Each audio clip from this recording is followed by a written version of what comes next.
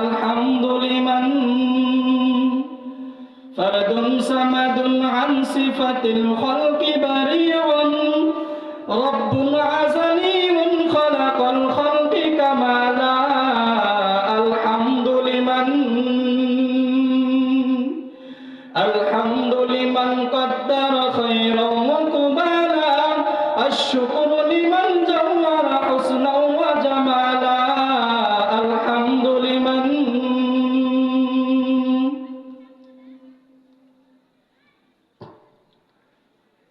الله أكبر সকলে দরুদ শরীফ পড়ি আল্লাহুম্মা সাল্লি আলা মুহাম্মাদিন ওয়া আলা আলি মুহাম্মাদ কামা সাল্লাইতা আলা ইব্রাহিম ওয়া আলা আলি ইব্রাহিম ইন্নাকা হামিদুম মাজিদ আল্লাহুম্মা বারিক আলা মুহাম্মাদিন ওয়া আলা আলি মুহাম্মাদ কামা বারাকতা আলা ইব্রাহিম ওয়া আলা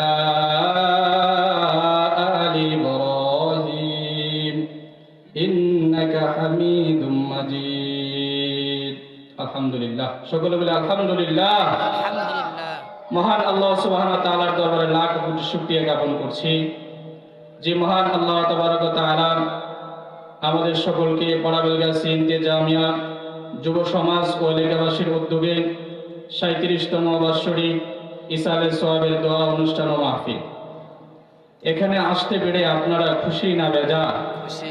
জোরে বলেন খুশি না বেজার? খুশি। খুশি হলে শুকরিয়া আদায় করবে কার? আল্লাহ। এই যে পারাবলগাছি এই যে একটা স্কুল মাঠ, এটা একটা মফিজউদ্দিন সরকারি স্কুল মাঠ, তাই না?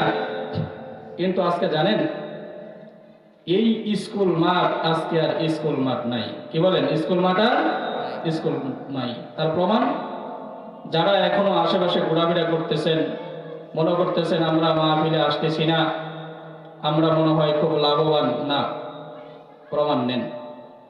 আজকে এই পারাবেলগাছি মফিজউদ্দিন সরকারি প্রাথমিক বিদ্যালয় স্কুল মাঠ আর স্কুল মাঠ নাই।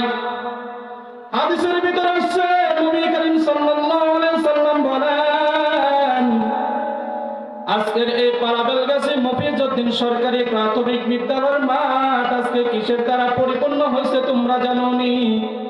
ও মুসলমান ভাইরা আমার, যারা এদিক সেদিক ঘোরাফেরা করতেছেন, এখনো মঞ্চের বাহিরে আছেন, এখনো যারা সামিয়ার নিচে আসতে পারেন নাই, আপনি বিশাল একটি সওয়াব থেকে মাহরুম হয়ে যাচ্ছেন। এক নম্বর সওয়াব হচ্ছে এই পারাবেলগাছি মফিজউদ্দিন প্রাথমিক সরকারি স্কুল মাঠের আল্লাহ সুবহানাহু ওয়া তাআলা সমস্ত পার্শ্ব দিয়ে আল্লাহর এরকম কি সমস্ত ফেরেশতাগুলো আজকে নিযুক্ত করে রেখে দিয়েছে। এইবার আসেন এই ফেরেশতার কাম কি? ফেরেশতার কাম আছে না? আল্লাহ তাআলা কাম ছাড়া কি কোনো ফেরেশতা দুনিয়ার জন্য পাঠাইছে? রাখে না।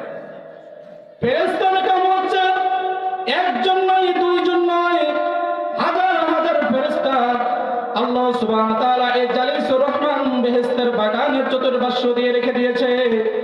এই বেহেশতের বাগানের চতুর্পার্শ্ব যারা আসছে এবং বসছে, সমস্ত ফেরেশতাগুলো একজনের কাঁধের উপরে আরেকজনের কাঁধ, একজনের কাঁধের উপরে আরেকজনের কাঁধ, এমন করে আরশ আযীম পর্যন্ত সমস্ত ফেরেশতাগুলো চলে গেছে। চলে যাওয়ার পরে মালিকের দরবারে জানাইতেছে, ইয়া আল্লাহ, পারাবেলগাছি মফিজউদ্দিন সরকারি প্রাথমিক বিদ্যালয়ের মাঠে তোমার কিছু বান্দারা এসে বসছে, তোমার কিছু নগণ্য বান্দারা আসছে। যারা এখানে আসছে তাদের ভিতরে তেমন কোনো হাই সুইসাইডিটির কোনো মানুষ নাই, কোনো এরকম কি বিশাল এরকম কি স্যুট প্যান্ট পরা মানুষ নাই, সাধারণ কিছু মানুষ তোমার এরকম কি কালামুল্লাহ শরীফের তেলাওয়াত ইসালে সওয়াবিলের মাহফিল আসছে। তোমার নবীর বরকতের কথা, তোমার জান্নাতের কথা, তোমার জাহান্নামের কথা, সমস্ত কিছুর কথা তারা শুনতেছে। ফেরেশতারা বলতেছে, সমস্ত কিছুর কথা তারা শুনতেছে। আমার আল্লাহ পাক ফেরেশতাদেরকে ডাক দিয়ে বলতেছে, ও ফেরেশতারা, ও আমার ফেরেশতারা, ওরা কি বলে যে নাকি বলতেছে একজন বক্তা, তারও শরীর স্বাস্থ্য তেমন ভালো নয়, উঁচা নয়, মোটা নয়, দেখতে বড় সুন্দর না, দেখতে বড় কুৎসিত, কিন্তু আপনার নূরের কথা, আপনার হাদিসের কথা, আপনার কালামের কথা বর্ণনা করতেছে। আল্লাহ সুবহানাহু ওয়া তাআলা ফেরেশতাদেরকে ডাক দিয়ে বলে, ও আমার সমস্ত ফেরেশতারা, তোমরা সকলেই সাক্ষী থাকো, আমি আল্লাহ সমস্ত বান্দারা এখানে আসছে, যারা বসছে, বসার কারণে আমি আল্লাহ সুবহানাহু ওয়া তাআলা ওই সমস্ত বান্দাদের সমস্ত সগীরা গুনাহগুলো আমি আল্লাহ মাফ করে দিলাম। আরে জোরে জোরে বলেন না সুবহানাল্লাহ, আরো জোরে বলেন সুবহানাল্লাহ, আরে চিৎকার মেরে বলেন না সুবহানাল্লাহ। এইবার আসেন, আমরা যে সুবহানাল্লাহ বললাম, এই সুবহানাল্লাহর ফজিলত আছে না নাই? হাদিসের ভিতরে আসছে হযরত নবী করিম সাল্লাল্লাহু আলাইহি ওয়াসাল্লাম একদিন এরকম কি রাস্তার ভিতরে হাঁটতেছিলেন, হাঁটতে হাঁটতে দেখলেন হযরত আবু হুরায়রা রাদিয়াল্লাহু তাআলা আনহু রাস্তার ভিতরে এরকম কি একটা গাছ লাগাইতেছিলেন। কি লাগাইতেছিলেন? এই বলেন না কে কি লাগাইতেছিলেন? গাছ লাগাইতেছিলেন। গাছ লাগানো অবস্থায় নবী করিম সাল্লাল্লাহু আলাইহি ওয়াসাল্লাম হযরত আবু হুরায়রা রাদিয়াল্লাহু তাআলা আনহুকে এরকম কি আনহুকে দেখলেন। দেখার পরে তিনি বলতেছেন, ইয়া আবু হুরায়রা, তুমি এই রাস্তার ভিতরে কি করতেছো? হযরত আবু হুরায়রা বললেন, ও ইয়া রাসূলুল্লাহ, ইয়া হাবিবাল্লাহ, ওগো নবীজি, নিজের প্রয়োজনে কিছু গাছের চারা রোপণ করতেছি। এটা দিয়ে হয়তো নিজের এরকম কি প্রয়োজন মিটাবো, অপরের মানুষের জন্য ছায়া দান করব, এটার জন্য কিছু গাছ লাগাইতেছি। হযরত মুহাম্মদ রাসূলুল্লাহ সাল্লাল্লাহু আলাইহি ওয়াসাল্লাম বলেন, এ আবু হুরায়রা, তুমি কি জানো আমি তোমাকে এমন একটি আমল বলে দিব, যে আমলটা তুমি সকাল সন্ধ্যা তুমি যদি করতে পারো, বুখারী শরীফের হাদিসের ভিতরে আসছে ভাই, ওই আমলটা যদি আমরা কেউ করতে পারি, আমার আল্লাহ পাক আপনি আমার ওই আমল করার কারণে জান্নাতে, কেউ কেউ বলছে জান্নাতে, কোন হাদিসে আসছে হাসরের মাঠে আমার আল্লাহ পাক একটা এরকম কি গাছ লাগায়া দিবেন, যেই গাছের এরকম কি ছায়া বলা হয়েছে, যেই গাছের ছায়া আরবের কোন আরব দেশের যদি তেজস্ব কোন ঘোড়া 500 বছর পর্যন্ত দৌড়ায়, আমার আল্লাহ সুবহানাহু ওয়া তাআলার ওই গাছের ছায়া কেউ শেষ করতে পারবে না। আরে বলেন না সুবহানাল্লাহ। সেই আমলটা কোন আমল? সেই আমলটা কোন আমল? সেই আমলটা হচ্ছে সুবহানাল্লাহ। কি আমল? সুবহানাল্লাহ। কি আমল? করবেন না ছেড়ে দিবেন? আরে করবেন না ছেড়ে দিবেন? করব। আরেকটা হাদিসের ভিতরে আসছে, কোন মানুষ যদি প্রত্যেকটা 5 ওয়াক্ত ফরজ নামাজের পরে 3 তাসবিহ পরিমাণ আমল সে এরকম কি অন্তরের ভিতরে জারি করতে পারে। হযরত আয়েশা সিদ্দিকা রাদিয়াল্লাহু তাআলা আনহা জিনার এরকম কি যিনি এরকম কি যাকে বলতেন, আমি মুহাম্মদ রাসূলুল্লাহ সাল্লাল্লাহু আলাইহি সাল্লামের চেহারার আকৃতি পাই হযরত ফাতেমাতুজ জাহরা রাদিয়াল্লাহু তাআলা আনহার মাস থেকে।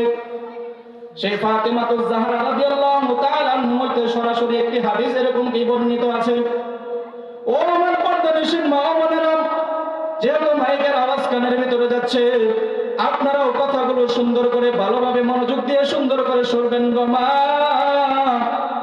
আপনি যখন ঘরের কুটা বাছা কাজগুলো করেন, রান্না বান্নার কাজগুলো যখন করেন, মুখের ভিতরে বিভিন্ন রকমের গল্প দিয়ে মুখটা ভরে ফেলেন, ও মা, না মা না, ও আমার বাবাজি মুরব্বী ভাইরা আমার, ও আমার মুরব্বী বাবাজিরা, আপনারা কথাগুলো দিলের কান দিয়ে শুনে রাখবেন। আপনারা যখন কৃষি কাজগুলো করেন, কৃষি কাজ করার পরে এরকম কি মুখের ভিতরে কোনো সময় মুখটাকে জবানটা বন্ধ রাখবেন না, জবানের ভিতরে দিয়ে এরকম কি জিকির চালু করবেন, আল্লাহ আল্লাহ সুবহানাল্লাহ ওয়ালহামদুলিল্লাহ ওয়া লা ইলাহা ইল্লাল্লাহু আল্লাহু আকবার। হাদিসের ভিতরে আসছে হযরত ফাতেমাতুজ জাহরা রাদিয়াল্লাহু তাআলা আনহা অনেক বেশি একটি দরিদ্র মানের সাহাবায়ে কেরামের ভিতরে সুন্দর একটি দরিদ্র পরিবারের ফ্যামিলি ছিলেন, যার সাথে বিয়ে হয়ে গেছে সে দরিদ্র ফ্যামিলির একজন হযরত শেরে খুদা আলী রাদিয়াল্লাহু তাআলা আনহু, তার সাথে হযরত ফাতেমাতুজ জাহরা রাদিয়াল্লাহু তাআলা আনহার বিবাহ বন্ধন হয়ে গেল। এমন একটা সময় চলে আসলো যে ফাতেমাতুজ জাহরা রাদিয়াল্লাহু তাআলা আনহার মাথার নিচে এমন একটা বালিশ ছিল, যেই বালিশগুলোকে এরকম কি খেজুরের ছাল বাকলা দিয়ে তৈরি করা, চামড়া দিয়ে মোড়ানো এমন একটি বালিশ ছিল। আমাদের মাথার ভিতরে কত সুন্দর সুন্দর বালিশ, শিমুল তোলার বালিশ, কাপাস তোলার বালিশ, কি ঠিক বললাম না ভুল বললাম? কাপাস তোলার বালিশ। যিনি জান্নাতের সরদারিনী হযরত ফাতেমাতুজ জাহরা রাদিয়াল্লাহু তাআলা আনহা, তার বিছানার ভিতরে একটা বালিশ ছিল। সেই বালিশটা হচ্ছে এরকম কি খেজুর গাছের ছাল বাকলা দিয়ে। হযরত ফাতেমাতুজ জাহরা রাদিয়াল্লাহু তাআলা আনহা একদিন এরকম কি ঘরের ভিতরে কি নিজের কিছু কাজ কর্ম সারতেছিলেন। এমনি অবস্থায় শরীফ খুদা হযরত আলী রাদিয়াল্লাহু তাআলা আনহু সেখানে উপস্থিত হইলেন। হওয়ার পরে বললেন, ইয়া ফাতেমা, আমাদের সংসারটা বড় গরিব, আমরা বড় অসহায়। তুমি তো জানো, আমি খোঁজ খবরে নিয়েছি বাইতুল মালে কিছু মাল এরকম কি এসেছে। তুমি যদি তোমার আব্বার কাছে আমাদের জন্য বাইতুল মাল থেকে কিছু মালের এরকম কি আবদার করো, তোমাকে তোমার আব্বা জান হয়তো ফিরাবে না। হযরত ফাতেমাতুজ জাহরা রাদিয়াল্লাহু তাআলা তিনি এরকম কি চিন্তা করলেন, কথা তো ঠিক। চাদর মুড়ে দিয়ে আস্তে আস্তে রাতের ভিতরে, রাতের বেলায় নবী করিম সাল্লাল্লাহু আলাইহি ওয়াসাল্লামের দরজায় গিয়ে উপস্থিত হলেন। দরজার ভিতরে ঢোকা দিলেন। তিনি এরকম কি উম্মে আইমান তার দাসী ছিল ঘরের ভিতরে। তাকে বললেন, এই টুকাটা আমার পরিচিত টুকা বলে মনে হয়। এই টুকার সাথে আমার কলিজার টুকরা ফাতেমাতুজ জাহরা রাদিয়াল্লাহু তাআলা আনহার ঘ্রাণ আসতেছে। সুবহানাল্লাহ বলেন, আরো জোরে বলেন সুবহানাল্লাহ। এই ফাতেমাতুজ জাহরা কেমন একজন মেয়ে ছিল, কেমন একজন মহিলা ছিল। ও আমার পর্দার অন্তরের মা ও বোনেরা, এই বিষয়টা আপনাদেরকে একটু বোঝাবার জন্য বলি। হযরত ফাতেমাতুজ জাহরা রাদিয়াল্লাহু তাআলা আনহা কেমন একজন মহিলা ছিল, যার ব্যাপারে পবিত্র জুমার দিন প্রত্যেকটা ইমাম সাহেব তার পবিত্র খুতবার ভিতরে বলে থাকে, কি থাকে না? থাকে। এইবার আসি হযরত ফাতেমাতুজ জাহরা রাদিয়াল্লাহু তাআলা আনহা যখন এরকম কি তিনি এরকম কি দেখলেন, আব্বার কাছে গেলেন। যাওয়ার পরে বললেন, ও আমার আব্বা জান, আপনি তো জানেন আমি অনেক গরিব মানুষ, আমার স্বামীর তেমন কোনো ইনকাম নাই। ও পর্দার অন্তরের মা ও বোনেরা, কথাগুলো দিলের কান দিয়ে শুনবেন। যাদের স্বামী খুব দরিদ্র, হত দরিদ্র, বিভিন্ন সময় বিভিন্ন চিন্তায় আপনারা মগ্ন হয়ে যান। আপনারাও দেখুন হযরত ফাতেমাতুজ জাহরা রাদিয়াল্লাহু তাআলা আনহা, উনিও তো একজন নারী ছিলেন। ওনার চিন্তা চেতনা কেমন ছিল। তারপরে আমার পুরুষ বাবাজি ভাইদের কথা আমি আসছি। হযরত ফাতেমাতুজ জাহরা রাদিয়াল্লাহু তাআলা আনহা এরকম নবী সাল্লাল্লাহু আলাইহি সাল্লামের কাছে বললেন, ইয়া রাসূলুল্লাহ, ইয়া হাবিবাল্লাহ, আমি তো শুনেছি বাইতুল মালে কিছু মাল এসেছে। আমি তো এরকম কি আমার সংসারটা বড় অভাবে যাচ্ছে।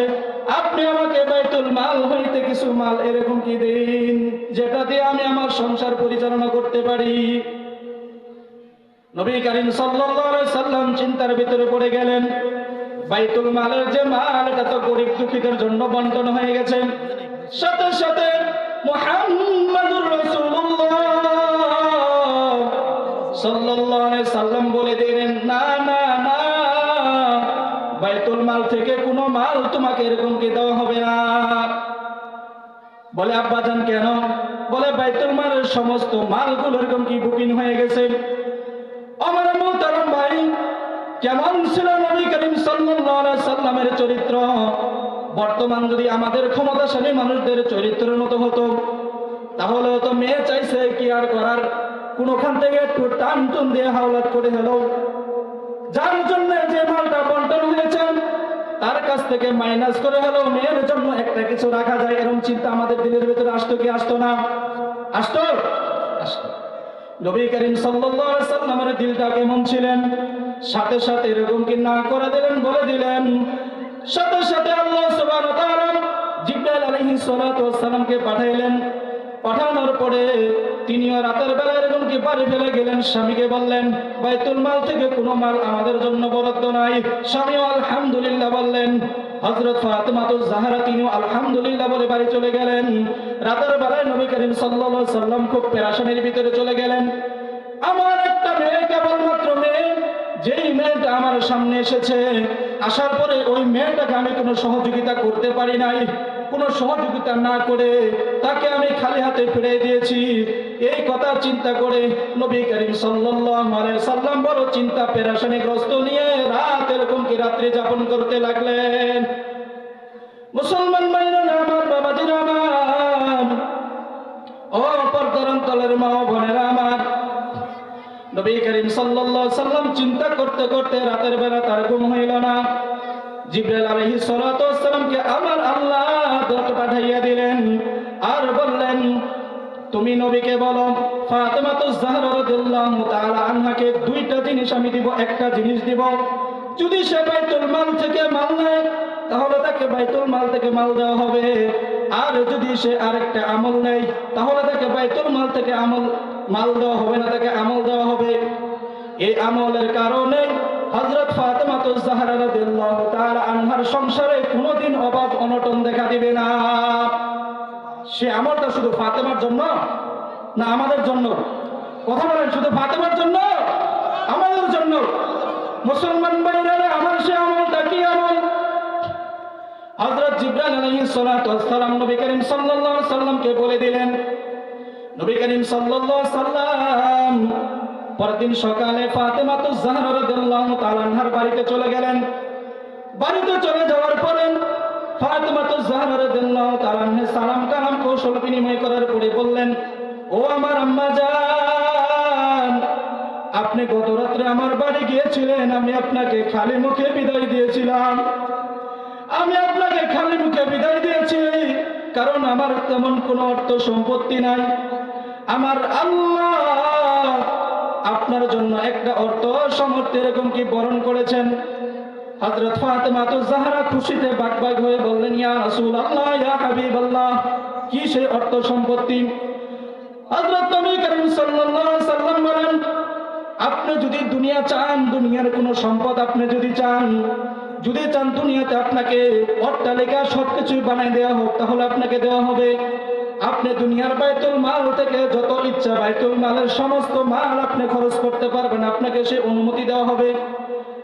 বলে আরেকটা অনুমতি, বলছে আরেকটা অনুমতি হচ্ছে আপনাকে কোনো কিছুই দেওয়া হবে না, আপনাকে একটা আমল দেওয়া হবে। সেই আমল যদি আপনি করতে পারেন, দুনিয়ার সংসারের অভাব অনটন আপনাকে দূর করে দেওয়া হবে, সাথে সাথে জান্নাতের রাস্তা আপনার জন্য সহজ করে দেওয়া হবে। চিৎকার মেরে বলেন না সুবহানাল্লাহ। নবী করিম সাল্লাল্লাহু আলাইহি সাল্লাম হযরত ফাতেমাতুজ জাহরা রাদিয়াল্লাহু তাআলা আনহাকে সে আমল দিয়ে বললেন, ও ফাতেমা, তুমি শোনো, ফজরের নামাজ তুমি এরকম কি আদায় করেছো? আলীও সেখানে উপস্থিত ছিল। ফজরের নামাজ আদায় করেছো, আদায় করার পরে জায়নামাজে বসার পরে একটা তাসবিহ আছে, যে তাসবিহটা আমরা কিছুক্ষণ আগে বললাম, তিন তাসবিহ নামে পরিচিত। 33 বার সুবহানাল্লাহ, 33 বার আলহামদুলিল্লাহ, 33 বার 34 বার আল্লাহু আকবার, এই মোট 100 বার তুমি যদি আমল করতে পারো, নবীর কথা বলেন সত্য না মিথ্যা? এবারে নবীর কথা সত্য না মিথ্যা? যদি নবীর কথা সত্য হয়, ঈমান লিখে রাখেন, যদি নবীর কথা সত্য হয়, তাহলে যদি আপনি এই আমল করতে পারেন, আমার আল্লাহ বলেন, আমার আল্লাহর নবী বলেন, কেউ যদি 33 বার সুবহানাল্লাহ, 33 বার আলহামদুলিল্লাহ, 34 বার আল্লাহু আকবার এই আমল যদি কেউ করতে পারে, দুনিয়ার জমিনের অভাব অনটন তাকে কখনো দেখা দিবে না। দুনিয়ার জমিনের অভাব অনটন তাকে কখনো কি দেবে না? দেখা দিবে না। ও আমার পারাবেল গাছের সমস্ত বাবাজি ভাইরা, বোনেরা আমার, আপনাদের আরো আমি একটা কথা বলতে চাই। আমাদের সংসারের ভিতরে অভাব অনটন দেখা দেয় কি দেয় না? বলেন না, দেখা দেয় কি দেয় না? দেখা দিবে, কারণ সেটাই হচ্ছে দুনিয়ার নিজাম। আমাদের সংসারে যখন অভাব অনটন দেখা দেয়, আমাদের ম্যাক্সিমাম মানুষ আমরা নামাজ ছেড়ে দিয়েছি, আমাদের ম্যাক্সিমাম মানুষ আমরা নামাজ পড়ি না। আমাদের সংসারে যখন অভাব অনটন দেখা দেয়, কোন মানুষ যদি লিল্লাহির সাথে খুশুসিয়ার সাথে আল্লাহ সুবহানাহু ওয়া তাআলার এই আমলকে এরকম কি আঁকড়ে ধরে, এই আমলকে আঁকড়ে ধরার কারণে আল্লাহ সুবহানাহু ওয়া তাআলা দুনিয়াতে তাকে কখনো এরকম কি বেইজ্জতি করবেন না। আমরা কি করি? যদি একটু অভাব অনটনের ভিতরে পড়ে যাই, আমরা খুঁজি কোথায় থেকে এরকম কি কিছু টাকা সুদের মাধ্যমে আনা যায়। আমরা নামাজ পড়তে রাজি না, আমরা নামাজ পড়ে মালিকের দরবারে যাব, এটা থেকে আমরা রাজি না। আমরা খুঁজি ব্রাক, আমরা খুঁজি আরো বিভিন্ন ব্যাংক। কথা বলেন ঠিক না ঠিক? আমরা খুঁজি বিভিন্ন ব্যাংক, বিভিন্ন ব্রাক। আমার মোহতারাম ভাই, বিভিন্ন ব্যাংক থেকে আমরা সুদের টাকা নিয়ে এসে আমাদের অভাব অনটন মিটাই। তাহলে আমরা কি নবীর হাদিসের উপরে আমল করলাম? আমল করলাম না। নবীর হাদিসের উপরে যদি ঈমান নিয়ে আমল করতে পারি, আমার আল্লাহ সুবহানাহু ওয়া তাআলা এর জাযা এরকম কি দুনিয়াতে দান করে দিবে। আরেকটা আমলের কথা আমি আপনাদেরকে বলবো, যেহেতু এটা শাবানের মাস, আমি খুতবাতে শাবান বিষয়ে একটি আলোচনা, একটি আয়াতে কারিমা তেলাওয়াত করেছি। সময় পাইলে সেই দিকে বলবো, সময় যদি না হয়, আমি তো আপনাদের কাছেরই মানুষ। কাছের মানুষ না? কাছের মানুষ। প্রত্যেক শুক্রবার আপনারা আমাকে পান, মেহমানরাও এই বিষয়ে আলোচনা করবেন। তবে আমি কিছু আমলের কথা আপনাদেরকে বলবো। হাদিসের ভিতরে পাওয়া যায়, হযরত আলী রাদিয়াল্লাহু তাআলা আনহু কোন একটা যুদ্ধের ভিতরে নবী করিম সাল্লাল্লাহু আলাইহি সাল্লাম বললেন, ও আমার সমস্ত সাহাবারা, তোমরা এরকম এই যুদ্ধের ভিতরে তোমাদের কিছু অর্থনীতি দিয়ে সহযোগিতা করতে হবে। সমস্ত সাহাবায়ে কেরাম অর্থনীতি, যার যার মতো অর্থনীতি এরকম কি নিয়ে চলে আসলেন। হযরত আলী রাদিয়াল্লাহু তাআলা আনহু তিনি অর্থনীতি এরকম কি নিয়ে গেলেন। সবার অর্থনীতি এরকম কি বলা হলো, ইয়া আবু বকর তুমি কি এনেছো, তোমারটা জমা দাও। ইয়া উমর তুমি কি এনেছো, তোমারটা জমা দাও। ইয়া আলী তুমি কি এনেছো, তোমারটা জমা দাও। ইয়া উসমান তুমি কি এনেছো, তোমারটা জমা দাও। সমস্ত সাহাবায়ে কেরামের ভিতর থেকে অর্থনীতি জমা নিয়ে নবী করিম সাল্লাল্লাহু আলাইহি সাল্লাম সবাইকে প্রশ্ন করলেন, এক একজন এক এক করে জবাব দিলেন। হযরত আলী রাদিয়াল্লাহু তাআলা আনহুকে এরকম কি প্রশ্ন করলেন, এই আলী, ইয়া আলী তুমি কি এরকম কি এনেছো, আর কি আমার জন্য তোমার ঘরের জন্য রেখে এসেছো? হযরত আলী রাদিয়াল্লাহু তাআলা আনহু বললেন, ইয়া রাসূলুল্লাহ, নবীজি আমি আমার ঘরের সমস্ত কিছু আপনার জন্য এনেছি। বললো, তুমি তোমার ঘরে কি রেখে এসেছো? বলছে, আমি আমার ঘরে রেখে এসেছি আপনার কোরআনের একটা মাত্র সূরা। একটা মাত্র কি সূরা? বলেন না, একটা মাত্র কি? যারা কোরআনুল কারীমের তেলাওয়াত জানেন, নবী করিম সাল্লাল্লাহু আলাইহি সাল্লাম বললেন, সেটা আবার কি, কোন সূরা তুমি রেখে এসেছো?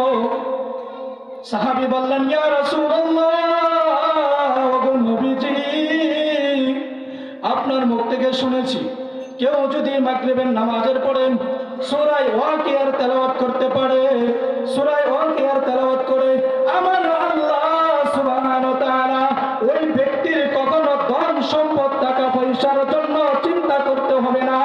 কোথা থেকে ধন সম্পদ চলে আসবে ওই ব্যক্তি টেরও পাবে না, ওই ব্যক্তির কোনো পেরেশানি নাই।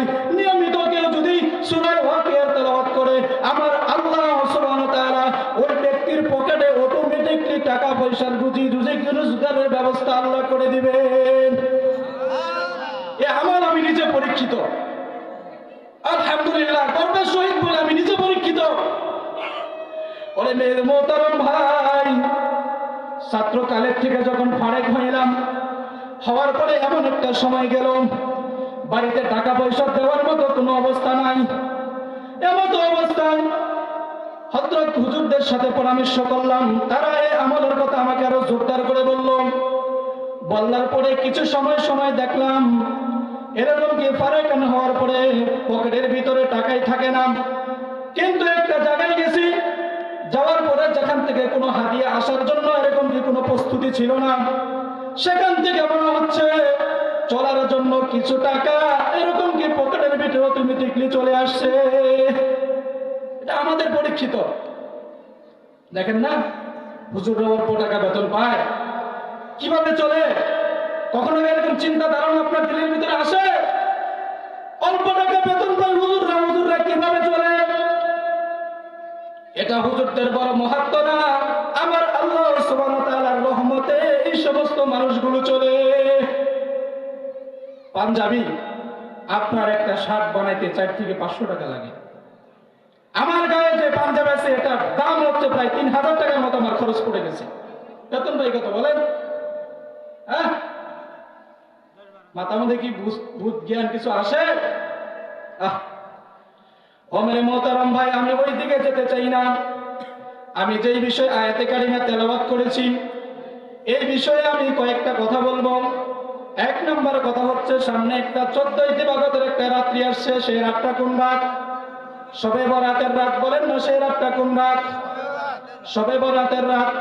এই শবে বরাতের রাতের ভিতরে আল্লাহ সুবহানাহু ওয়া তাআলা বলেন, ইল্লা মুশরিকিন আও মুশাহিনিন, এরকম কি কয়েক শ্রেণীর লোকদেরকে আল্লাহ সুবহানাহু ওয়া তাআলা এই রাতের ভিতরে ক্ষমা করবেন না। আমি সমস্ত শ্রেণীর ভিতরে নাম বলতে গেলে আমার সময় শেষ হয়ে যাবে। আমি একটা বিষয়ের উপর আপনাদেরকে বলবো। 1 নাম্বার হচ্ছে, যেই সন্তান মা বাবার অবাধ্য চলে। কিসের সন্তান? যে সন্তান মা বাবার অবাধ্য চলে। টাকনুর নিচে যারা এরকম কি জামা বা কুর্তা পরে, যারা এরকম কি অন্যের হক নষ্ট করে।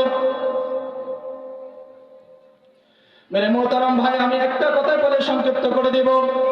যে সমস্ত ব্যক্তিগুলো মা বাবার হক নষ্ট করে, এইবার আমাদের ভিতরে কথা আসে, মা বাবার হক সন্তান এরকম কি কেমনে নষ্ট করে? মা বাবা তো শুধু সন্তানের নামে বিচার দেই, হুজুরদের নামে, হুজুরদের কাছে এসে বিচার দেই যে আমার সন্তান আজকে আমাদের হক নষ্ট করতেছে। ওর মেরে মোহতারাম ভাই, আপনার সন্তান আপনার হক তখনই আদায় করবে যখন আপনার হক, সন্তানের হক আপনি আদায় করবেন। আমার সময় শেষ। আমি কয়েক মিনিটে সন্তানের একটা হক নিয়ে কথা বলে আমি বয়ান শেষ করতে ইনশাআল্লাহ। সন্তানের 1 নাম্বার হক। এই সন্তান যদি 1 নাম্বার হক আপনার কাছে আছে, বিবাহের আগে 2টা হক। 1 নাম্বার হক হচ্ছে, সন্তানকে যখন তুমি এরকম কি সন্তানের একটা মা নিযুক্ত করবা, সন্তানের মা সুন্দর দেখে এরকম কি দৃষ্টপুষ্ট দেখে নিযুক্ত করবা না, না না, সন্তানের মা দিনদার দিকে নিযুক্ত করবা। 2 নাম্বার, স্ত্রীর সাথে যখন মিলামেশা করতে যাবা, বিশেষ সাক্ষাতে কিছু দোয়া আছে, আমল, ওজিফা, ইস্তেগফার আছে, এগুলো পড়বা। এটা হচ্ছে সন্তানের হক। তারপরে আরেকটা হচ্ছে, সন্তান যখন এরকম কি মার গর্ভের ভিতরে আসবে, ওই মহিলার পেটটা, ওই মহিলার গর্ভটা তুমি এরকম কি রাস্তার ভিতরে লইয়া বেড়াইবা? এটা নাকি না, রাস্তার ভিতরে লইয়া বেড়াইবে না। ওই মহিলাকে সুন্দরভাবে পর্দার ভিতরে বেষ্টন করে রাখবা, ওই মহিলার পেট যেন কেউ দেখতে না পারে। 3 নম্বর হচ্ছে, এই সন্তান যখন দুনিয়ার জমিনে ভূমিষ্ঠ হবে, ডান কানে আজান, বাম কানে একামত দিতে হবে। এই সন্তান যখন আস্তে আস্তে বড় হবে, সন্তানকে আল্লাহ আল্লাহ আল্লাহ বলা নামকে সন্তানকে শিখাইতে হবে। তারপর সন্তান যখন আরেকটু বড় হবে, সন্তানকে দ্বীনি শিক্ষায় শিক্ষিত করতে হবে। সন্তানকে যদি আপনি দ্বীনি শিক্ষায় শিক্ষিত না করেন, সন্তানকে যদি সালমান খান, শাহরুখ খান আর এরকম বিভিন্ন রকমের শিক্ষা আপনি শিক্ষিত করেন, এই সন্তান কখন আপনার হক আদায় করবে না। সন্তানকে যদি আপনি দ্বীনি শিক্ষায় শিক্ষিত করেন, তাহলে এই সন্তান আপনার হক আদায় করবে। আপনাকে দেখে সন্তান ভয় পাবে, আপনার জন্য সন্তান দোয়া করবে, আপনার সন্তানের জন্য কিছু করতে হবে না। তাই মেরে মোহতারাম ভাই, দ্বীনি শিক্ষায় শিক্ষিত করার জন্য আপনাদের পাড়াবেল গেছি নূরে মদিনা হাফিজা নামে একটা মাদ্রাসা আছে। এটা কিন্ডারগার্টেন হিসাবে পরিচিত। আপনি যখন বাংলা পড়ান, বাংলা এরকম কি 5 থেকে 5 পর্যন্ত পড়ান, এই ছোট ছোট বাচ্চাদেরকে যখন আপনি কিন্ডারগার্টেনের ভিতরে প্লে থেকে 3য় শ্রেণী পর্যন্ত পড়াইতে পারবেন, সাথে সাথে কুরআনুল কারীমের একটি খতম এরকমকে দিয়ে দিবে। এরপর আপনার সন্তানকে আপনি জাগতিক শিক্ষায় শিক্ষিত করুন, ডাক্তার বানান, ইঞ্জিনিয়ার বানান, এরকম কি বিজ্ঞানিক বানান, দার্শনিক বানান। মনে রাখবেন, আপনার সন্তান কখনো দার্শনিক হবে ঠিকই, বিজ্ঞানিক হবে ঠিকই, ডাক্তার হবে ঠিকই, আপনার সন্তান নাস্তিক হবে না। আপনার সন্তান কি হবে না? নাস্তিক হবে না। এই মাদ্রাসাতে আপনাদের সন্তানগুলো দিবেন, মাদ্রাসাতে সন্তানগুলো দিয়ে আদবের সাথে প্রাথমিক শিক্ষায় কুরআনুল কারীমের শিক্ষায় শিক্ষিত করে আপনাদের সন্তানগুলো এরকম কি বিভিন্ন জায়গায় দিয়ে দেবেন। এটা আপনাদের ফায়দা হবে। আলহামদুলিল্লাহ, যে কথাগুলো আমি বললাম, আমি আসলে ছোট মানুষ, বয়ান করার অত যোগ্যতা আমার নাই। আমি একদম নগণ্য মানুষ। আপনাদের কাছে দোয়া চাই, আমি আপনাদের কাছে আসি। আলেম ওলামা দূর থেকে আসছে, তারা আলোচনা করবে। আল্লাহ সুবহানাহু ওয়া তাআলা আমাদের সকলকে সেই আলোচনাগুলো ধৈর্যের সাথে, শ্রবণের সাথে শোনার তৌফিক দান করুন। সকলে বলে আমিন। আখিরি মোনাজাত নিয়ে সকলকে বাড়ি যাওয়ার তৌফিক দান করুন। সকলে বলে আমিন। আমার জন্য দোয়া করবেন, আমি আপনাদের জন্য দোয়া করি। ওমা আলাইনা ইল্লাল বালাগ। আসসালামু আলাইকুম ওয়া রাহমাতুল্লাহি ওয়া বারাকাতুহু।